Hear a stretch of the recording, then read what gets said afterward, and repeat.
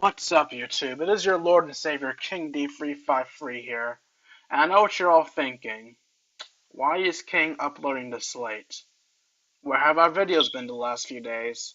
And why the hell is the title of the video Hell in the Cell results? Well, I haven't been in the best mood of the past few days, and I just didn't feel like uploading any gameplay videos. Not gonna bother saying why, no point in complaining anymore.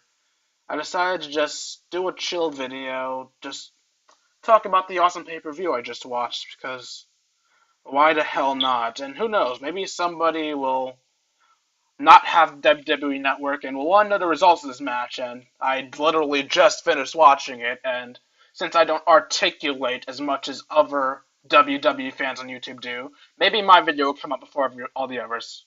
Who knows? Who cares? Whatever. Let's just talk about the pay-per-view, because I feel like talking about the pay-per-view. So, yeah, the opening match of the night was Dolph Ziggler versus Antonio Cesaro. A match I was surprisingly looking forward to, because normally I'm not a big fan of Dolph Ziggler and Cesaro, but over time they grew on me, and I was actually looking really forward to this match, because I was praying Cesaro would beat Ziggler and become the Intercontinental Champion. Ziggler said fuck no. This match actually shocked me because usually when you have a 2 out of 3 falls match, it comes down to the third fall. Not today. Ziggler straight up cleaned house against Cesaro. No falls for Cesaro. None whatsoever. He didn't even hit a neutralizer. It started off as a pretty back and forth match, and Cesaro went for the big swing, and at least I think that's what was countered. Yeah, I'm pretty sure it was the big swing that got countered into a roll-up pin by Dolph Ziggler, resulting in the first pin. Actually, no. Sorry. It was after the big swing, but it was not reversal into a pin. Cesaro did get his big swing reversal into a pin, but he kicked out.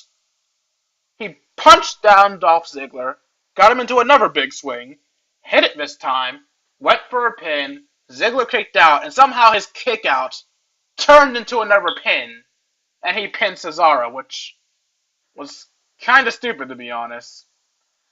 The rest of the match was basically Cesaro beating the holy hell out of Ziggler, and Ziggler kicking out of every fucking thing. Then Cesaro, after failing over and over again to pin Ziggler, says fuck this shit, tries to go for a neutralizer. Ziggler counters it in some little... I don't know how to explain. Just multiple moves being countered into a zigzag in the end, basically. 1, 2, 3, Ziggler clean sweeps Cesaro.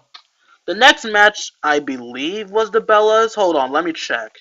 Because I was telling one of my friends the results of every match as they pass. So I have the order right here. Let's see. Yep, the first one was Dolph vs. Cesaro. Next was the Bellas, which disappointed me. Not because it was a bad match. No, it was a good match. It was a very good match. What disappointed me is the fact that there have been rumors spreading all around the internet that this is going to be the first ever Divas Hell in the Cell match. A Bella in the Cella match, if you will. I was looking so forward to that, but no. It was a regular match. But as far as a regular match goes, especially between the Bellas of all people, it was a good match. I was afraid they'd just let Brie overshadow the fuck out of Nikki. But they didn't. It was a pretty back and forth match. Nikki hit her rack attack. Brie kicked out. Brie got the yes lock in, and I was like, oh god, please tell me they're not going to have Brie just clean sweep Nikki. Nope. Nikki crawls to the rope. She does not tap up to the yes lock. And then, after Brie beating the fuck out of Nikki a few more, Nikki hits her a good forearm to the face, knocking her ass clean out. I think it's safe to say everyone playing WWE 2K15 is going to change Nikki's signature move to that forearm. And then she hits her the rack attack, 1, 2, 3. Nikki Bella not only beat Brie Bella, she beat her clean.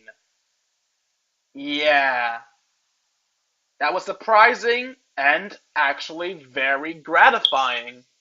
I'm glad to see they didn't do the basic face is stronger than heel thing. I mean, they definitely made Brie look stronger up to this point, so that was really surprising. Okay, the next match was, let's see. I believe it was Sheamus versus The Miz. Oh no, the next match was the Tag Team Championship match. Gold and Stardust versus the Usos. So, yeah, that match. I don't know if I can explain this match all that well. Then again, I haven't been explaining any of the matches that well, have I? It starts off with, well, the Usos dominating. What a shock. The Usos smack around the Cosmic Twins a bit. And then while Goldust is in the ring, getting his ass handed to him by Jey Uso, Jay does that little thing where when someone whips him into the ropes, he will do a baseball slide so that he can get up without hitting the turnbuckle and attack the opponent. Stardust is on the outside of the ring near the corner, and when Jay does his slide thing, Stardust grabs his legs, pulls him into the turnbuckle, and slams his leg and beats the living shit out of him before throwing him into the ring, continuing the beating. For some odd reason, Star and Goldust switched places at this point, even though Stardust wasn't tagged in, but oh well, they did that shit all the fucking time in the Attitude Era, so we can let it slide here, right? So then, Gold and Stardust have the advantage, being on the Usos, being on the Usos, being on the Usos. Goldust ends up in, and Jay finally tags up to Jimmy. At this point, it becomes a massacre. Jimmy is beating the holy hell out of Goldust. Goldust is just getting wrecked. Then at one point, Goldust finally gets a bit of offense in with a spine buster. 1, 2, 3, near fall. At this point, Goldust is like, fuck. And he tries to go for Jimmy again. Jimmy beats the fuck out of him again. Jimmy lands a super kick. 1, 2, kick out from Goldust. Some more not back and forth, some more utter rape by Jimmy Uso on Goldust. And he ends up going for his, I can't remember the events. Yeah, it was back and forth, because at some point, for some reason, Goldust ended up on the top rope. So did Stardust. The Usos both come up, punch the Cosmic Twins a few, and then do a double superplex into the center of the ring. Stardust and Jey Uso look like they're out of it, and Goldust and Jimmy are just knocked out, and Jimmy finally regains consciousness, goes up top, hits the Uso splash, 1, 2, Stardust breaks it up. Jay comes in, starts beating the holy hell out of Stardust. Stardust is now back in his corner, unconscious basically in the corner, as the referee's pulling Jay away from Stardust. Jimmy goes for his Samoan drop, and Stardust kicks him in the back of the knee. Goldust hoists him up, final cut, 1, 2, 3, the Cosmic Twins retain their championships. Again, another pretty good match, although admittedly I can't remember the events perfectly. But yeah, it was an enjoyable match, a clever way to win by the Cosmic Twins, and yeah, I liked it. The next match, it should be Sheamus versus The Miz, or Cena versus Orton, let's see. Next was Cena versus Orton. The match everybody probably hates because Cena wins, and everyone hates Cena because Cena's the worst thing ever. Oh, boo, Super Cena, shut the fuck up. Anyway, no way in hell am I going to survive. No way in hell am I going to be able to say the events in order for this one. So I was going to say the highlights of this match. The highlights of this match. Well, I don't know if you count as a highlight, but Cena and Orton definitely made use of the cell, having fun, slamming each other into it, and Orton grated the fuck out of Cena's face. Another highlight. Okay, these two RKOs that Orton hit in this match, they should have happened a long-ass time ago. First RKO. Cena starts hitting his 5 moves of doom. Shoulder block. Second shoulder, nope, RKO. Second shoulder block is turned into an RKO. And I'm just wondering, as awesome as that was, why hasn't that happened earlier? These two have fought more than long enough for that to happen earlier. But whatever. 1-2, kick out. Second RKO. Cena, this is after Cena hits his first AA that Randy Orton kicks out of. Cena picks Randy Orton up for another AA. Goes for the AA, Randy Orton turns it into an RKO. Again, something Orton should have done a long-ass time ago against Cena, but you know what? I'm not complaining, because it was nice to finally see him do it. Again, Cena kicks out. And before everyone goes, Super Cena, Super Cena, Orton actually got out of more finishers than Cena did. Orton kicked out of 2 F5s, and he got out of the STFU. It took 4 finishers to take out Orton. So yeah, Orton technically had a more durable showing than Cena in this match. Let's see, someone also went, oh yeah, Cena was also thrown through a table in this match, and slammed into a face first into a steel chair. Don't worry, Orton took his hardcore bumps too, because Orton, the poor fucker, I believe it's called a spin-out powerbomb. That move that Cena, the third move in Cena's 5 moves of doom.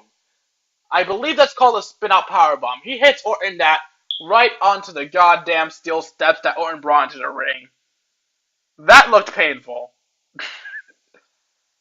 Then, 5-knuckle shuffle. While Orton was on the steps, which I guess that does kind of add to the impact, because there's room for Orton's neck to snap back after he gets hit with the knuckles. Plus, Cena technically jumped from the steps, so he was falling from a higher. So yeah, I'm just gonna pretend that was a more devastating 5-knuckle shuffle. But yeah, in the end, they end up with the table in the corner because John set it up and rested Orton on top of it. He was what we assume he was planning to do his leg drop on Orton's neck through the table.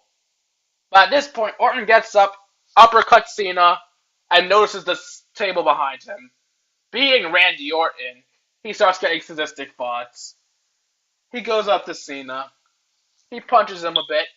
He gets ready to super RKO Cena through the table, but Cena pushes him off. Orton comes back punching Cena to try to get him again. But as we all know, of these two, Cena has the power advantage. Cena hoists Orton's bitch up onto his shoulders and super F5s him through the table. 1, 2, 3. Cena will be facing Brock Lesnar at whatever the fuck the next pay-per-view is. I think it's Survivor Series. Yeah, it's Survivor Series. I remember I saw a commercial for Survivor Series. Oh god. I just realized I have to say the vignettes. I have to say the vignettes that happened too, don't I?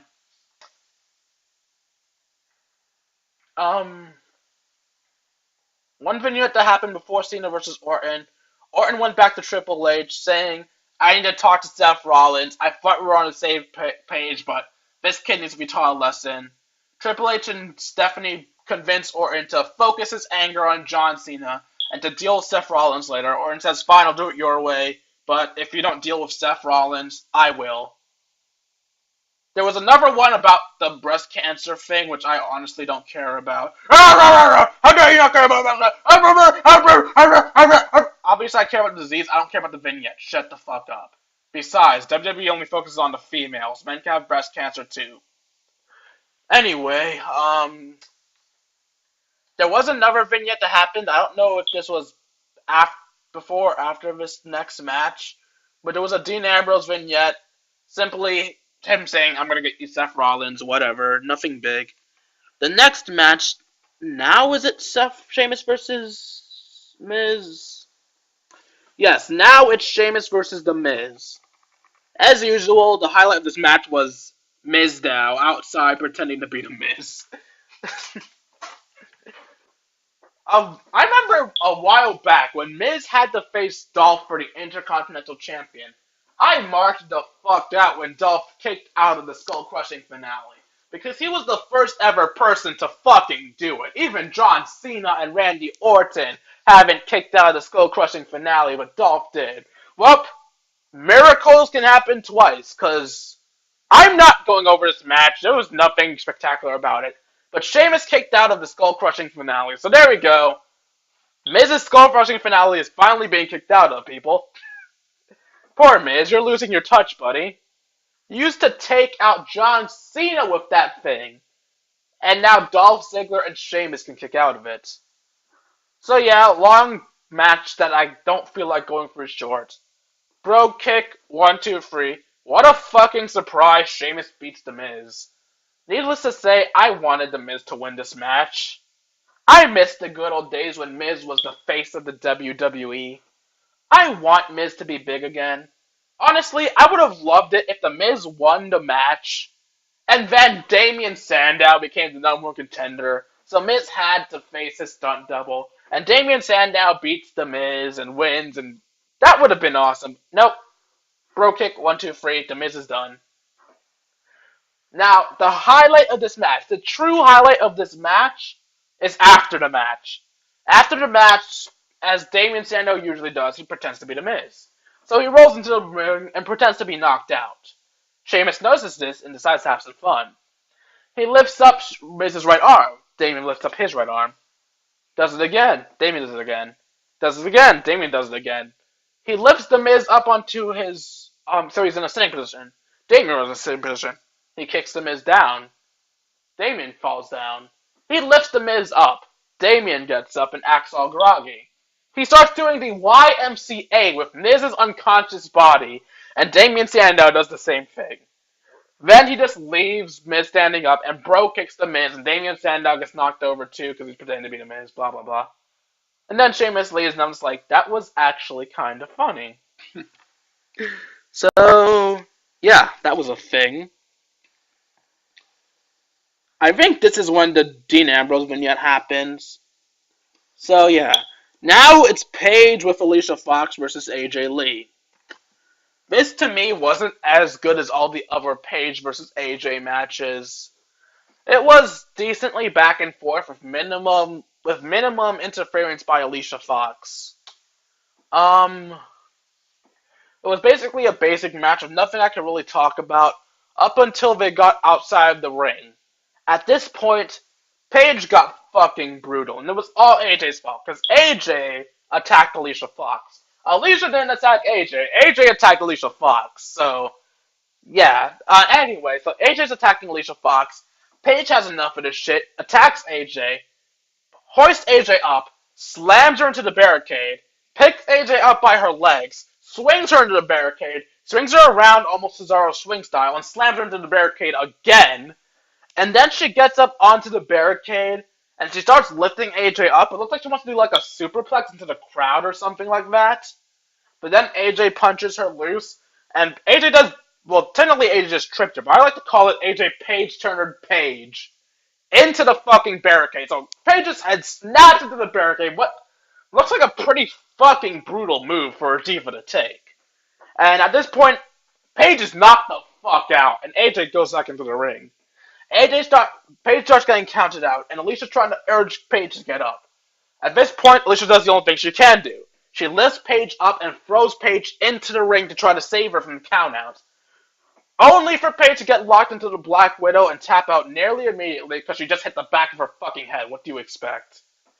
So Paige taps out, AJ wins. As AJ's leaving, Alica Fox yells at AJ, telling her she still sucks. And Paige, finally regaining consciousness, is pissed because she knows whatever happened was Alicia's fault. Alicia turns around only to get slapped in the face by Paige.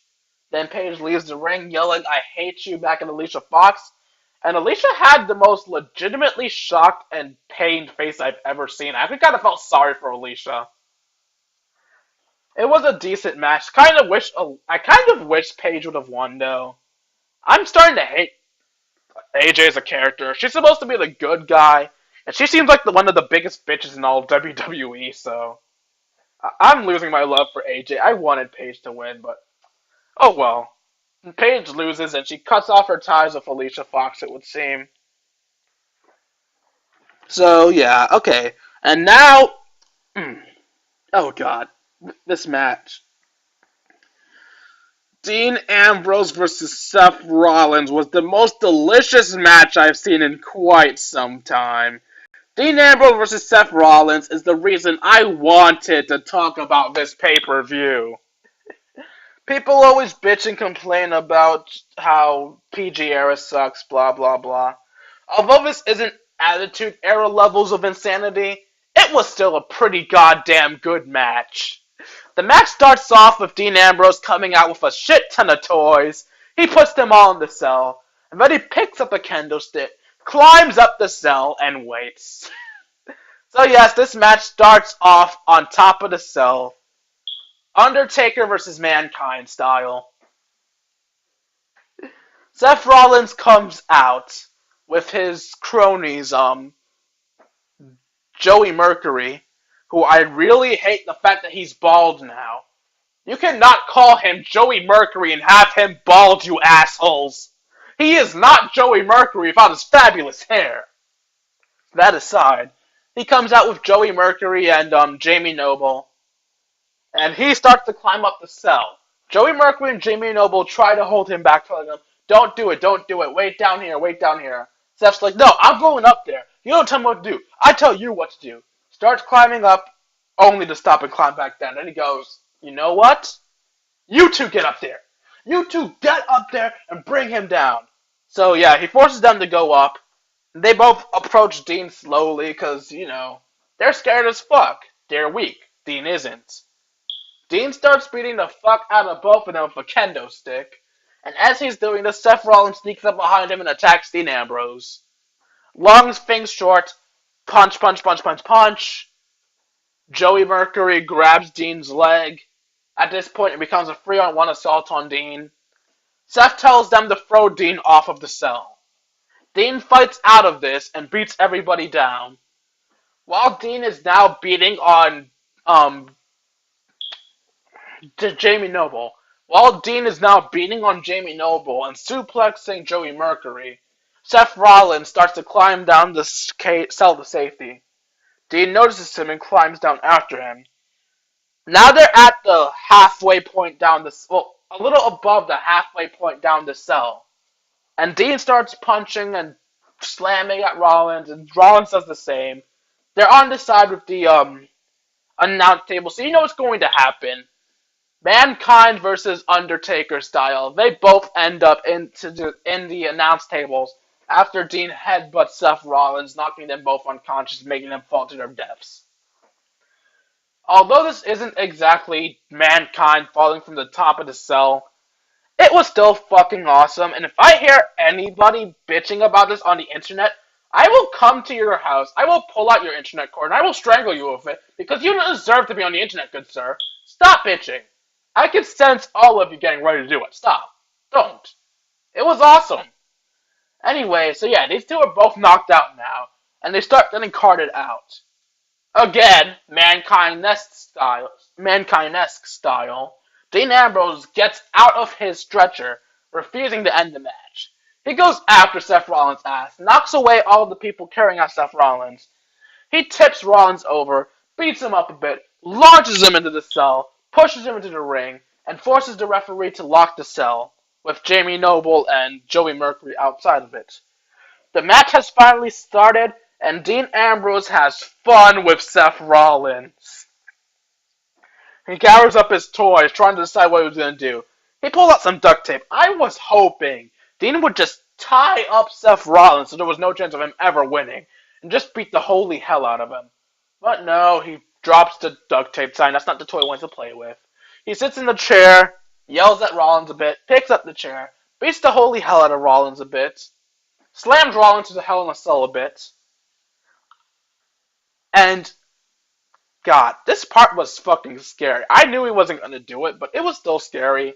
Dean took out a fucking screwdriver, held Rollins by his hair as he was on the apron. It looked like he was about to jam the fucking thing into Seth Rollins' eyes. Seth Rollins does a hot shot to get back into this. Seth Rollins gets a table. Looks like he wants to suplex Dean over the apron onto the table, because he has it like leaned up against the ring on the outside cell area. But Dean counters and knocks Seth down onto the table. Then elbow drops him through the table. Um, let's see, what else happens? Dean sets up another table against the Hell in the Cell. Um, Dean goes back after Rollins. I, for the life of me, cannot remember how the fuck Rollins regains control of the match. But he regains control of the match. I think I think it was due to Kane. What was this before or after Kane's interference? No, this was before Kane's interference because yeah, Seth regains control somehow, goes back and forth. Dean's back in control. Dean piles up a bunch of steel chairs. He's about to suplex Seth Rollins into it, but Seth Rollins reverses the soup. Actually, wow. Sorry, this was. Screw it. Back to just highlight reel mode. At one point, Dean tries to suplex Seth Rollins into a pile of chairs. Seth Rollins reverses it into a back suplex into the chairs. At another point in the match, yeah, I'm just not doing chronological order anymore because I'm fucking up chronological order too much. I believe this is the next part of the match, but if not, oh fucking well. Dean is now grating Seth Rollins' face against the cage, and honestly, I fucking love seeing people do that in real life. I don't like it as an animation in the games, but in actual wrestling, it looks so brutal and delicious. Kane comes out of fucking nowhere and sprays Dean Ambrose with a fire extinguisher to get him off Rollins. At this point, Rollins regains control. He slams Dean into the cage a bit, hoists Dean up for a powerbomb, and drills Dean through the table that Dean set up. Seth Rollins throws Dean Ambrose back into the ring, curve stops Dean Ambrose, 1-2 kick out. Dean Ambrose actually kicked out of the curve stomp. I did not see that coming. Seth Rollins goes out, gets his briefcase, brings it in, goes to curve stomp Dean Ambrose onto the briefcase.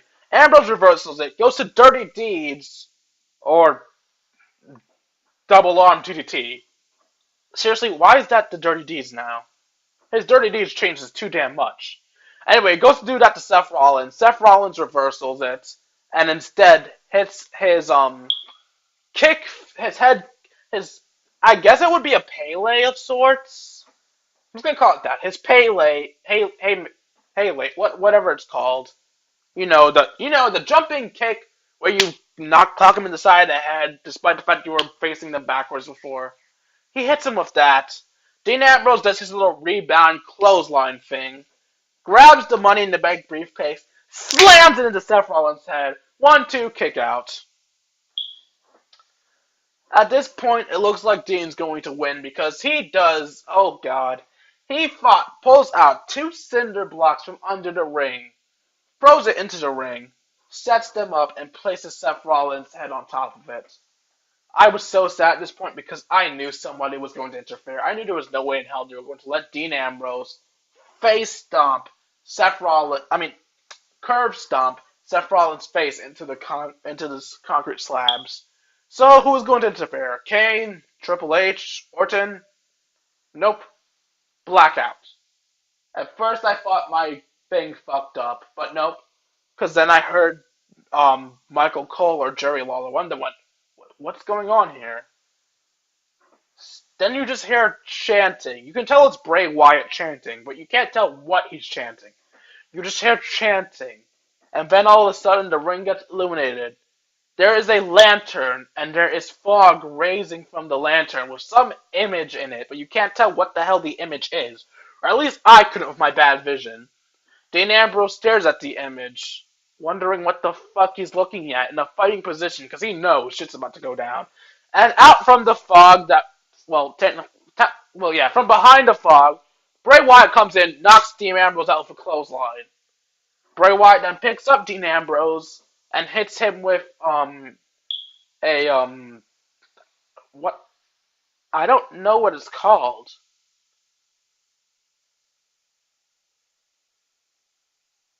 Basically, he hit him with what used to be Ezekiel Jackson's finisher. That move where he just hoists you up and slams you to the ground. which again disappointed me because I was expecting Sister Abigail. Seth Rollins crawls over to Dean Ambrose, scared as fuck of Bray Wyatt. 1, 2, 3, Seth Rollins wins the match. And Dean doesn't even lose to a finisher, but whatever. So thanks to interference by Bray Wyatt, Dean Ambrose loses to Seth Rollins. What was actually a really fucking good match. Really delicious, especially that fall into the goddamn tables. Yes! I told people, stop complaining about PG. Dean will make this fun, and he did. I gotta congrats to Seth Rollins too. Of course, Seth Rollins also made it fun, but Dean. Oh god, yes, Dean. Thank you for making this tasty, buddy. Although it seems now you're doomed to job to Bray Wyatt again, because let's face it, every time Bray and Dean are in the ring, Bray's gonna win. Dean's never gonna beat Bray Wyatt. But, yeah. This was a fun Hell in a Cell pay-per-view, and I am glad I was able to watch it. It was really fucking refreshing and just all around good. I can't think of a single match I disliked. I mean, I will admit, Paige and AJ wasn't as good as I hoped it would be, but still, every match was enjoyable. There were no bathroom matches. Even the Bellas, which utterly shocked me, was not a bathroom match. Dear God, that was good. Oh yeah, I did forget another vignette thingy. Well, not really a vignette. Not really a promo either. A segment, I guess. Yeah, a segment. That's the word. With Brie and Nikki. I believe this was right before the main event too. Nikki was at the back of her van, basically going down a list, making sure that Brie got everything in her smoothie that she wanted. Shed thanks, took a sip of the smoothie, then pours it on Brie, telling Brie, "That was actually for you. Now go make mine and bring it to my hotel." Then she gets in her car and leaves, and they're like, wow. What else will she have in store for Brie? Yeah, no one gives a fuck. Anyway, yeah, this was an awesome pay-per-view. I really enjoyed it. Not completely sure how I should close this out. I guess I'll give it a rating. I rated it an 8.5 out of 10. No. 9 out of 10. Yeah, 9 out of 10. I'm not going to claim it's perfect, but it was definitely a passing grade. I really fucking loved this pay-per-view. There were no disappointing matches. The Hell in the Cell matches were good, although ironically they seemed to be more table-focused than cell-focused, but they were still delicious matches, and Dean Ambrose looked strong as fuck, even if he loses to a non-finisher. So yeah, 9 out of 10 for the show. Awesome show. I loved it. I don't know what else to say. Guess I'll see you guys whenever the hell I feel like posting more videos. Oh, and just so you guys know, I'm probably not gonna finish Mad Father because I'm bored as fuck watching that. I'm probably just gonna go back to playing a Pokemon game. You guys will finally get to see the closing episodes of Mystery Dungeon. And then for the few of you that actually care about me, you guys will get to vote on my first ever Nuzlocke. Yes, I've never done a Nuzlocke before in my entire life, and after I am done with Mystery Dungeon, I'll be doing my first ever Nuzlocke for all of you to laugh at me. You guys will be getting to vote on what game I do that in, though. The actual options for what games you can vote for will be on the final episode of Mystery Dungeon. So, look forward to that. Anyway, I hope you guys enjoyed. Like, comment, and subscribe, and I'm going to see you guys later. This is YouTube.